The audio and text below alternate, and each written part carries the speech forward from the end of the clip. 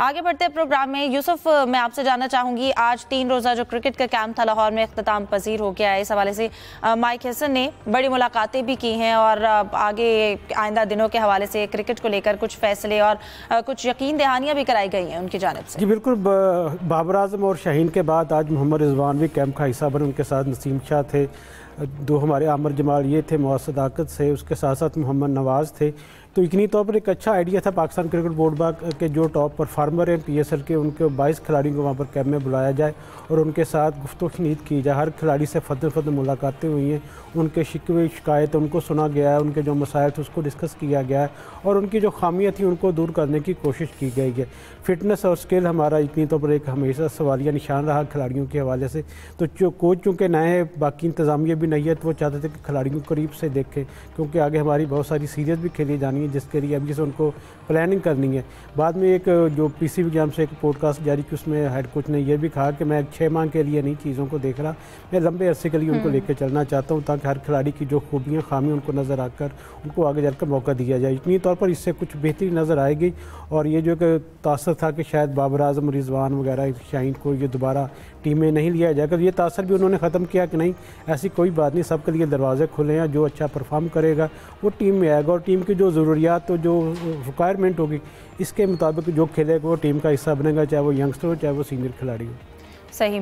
सलीम साहब, जैसा कि माइक हैसन की जानिब से पॉडकास्ट में गुफ्तगू भी की गई, उन्होंने कहा मैं हर खिलाड़ी से इंडिविजुअली बात कर रहा हूं और उनको मौका भी दिया जाएगा उनके आने पर। अब ये कैंप भी जारी था, इसके हवाले से उन्होंने मुलाकातें भी की हैं। इसके साथ साथ नई सिलेक्शन कमेटी की अगर बात की जाए तो उसका भी ऐलान नहीं हुआ। तो फिर जो कैंप के खिलाड़ी थे, आपको क्या लगता है उनकी सिलेक्शन, ये जो 22 खिलाड़ी थे, किस तरह हुई, किसने खिलाड़ी मुंतखब किए?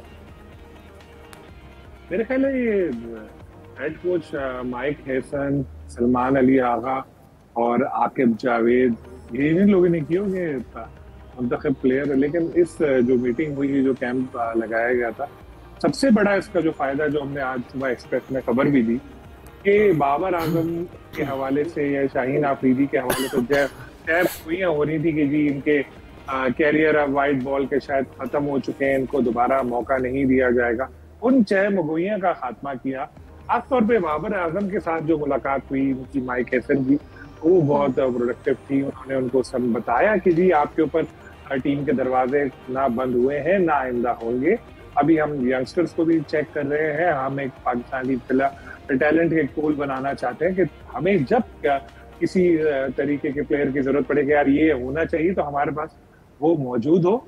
आपको भी व्हाइट बॉल में बिल्कुल मौका दिया जाएगा जब भी हमें जरूरत महसूस हुई। शाहीन आफरीदी से भी उन्होंने इसी किस्म की बातें की और साथ में उन दोनों से ये भी पूछा कि आपको किस तर्ज की क्रिकेट खेलने में ज्यादा आप अच्छा लगता है और आप कौन से तर्ज की क्रिकेट खेलते हुए बहुत अच्छा महसूस करते हो। एक ही बात तो उन्होंने दोनों ने बिल्कुल वाज़े अल्फाज में कहा कि जी हम तीनों तर्ज की क्रिकेट खेलना चाहते हैं, T20, टेस्ट और वनडे, तीनों के लिए हम दस्तयाब है। जहां मुल्क को हमारी जरूरत पड़ेगी हम दस्तयाब है।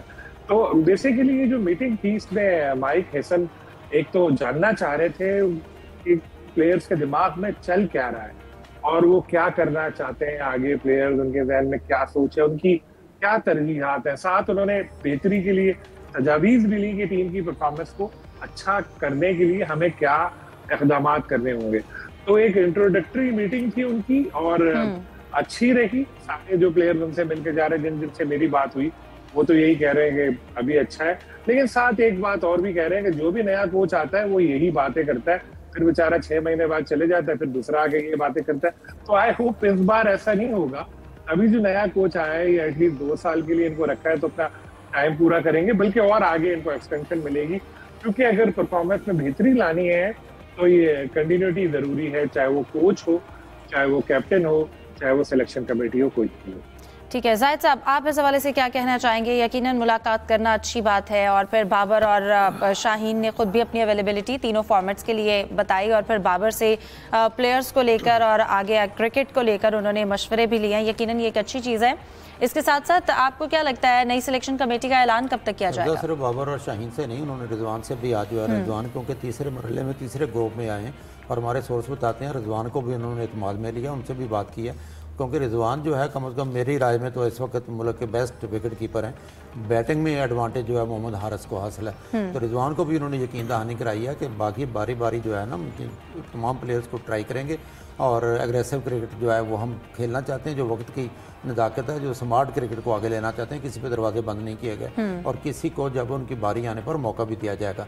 को मीडिया रिपोर्ट्स जो है पिछले 1 माह से आ रही हैं सिलेक्शन के हवाले से, क्योंकि जो हालिया सिलेक्शन है इसमें नो डाउट माइक हैसन ने आकिब से मुलाकात की थी और सलमान आगा को इत्मीनान में लिया था, लेकिन इसके अलावा लगता नहीं है कि अजहर अली और असद शफीक और अरीम डार जो इसमें फ़ाल हैं। अजहर अली को काफ़ी जिम्मेदारियाँ दी जा चुकी हैं, डायरेक्टर यूथ हैं वो नेशनल क्रिकेट अकेडमी में, लेकिन मेरा ख्याल है इन चीज़ों को ख़त्म करना चाहिए और बांग्लादेश की टीम जाने से पहले कोई ना कोई वजाहत या अगर कोई चेंज भी करना चाहते हैं सिलेक्शन कमेटी में तो वो पीसीबी को कर देनी चाहिए।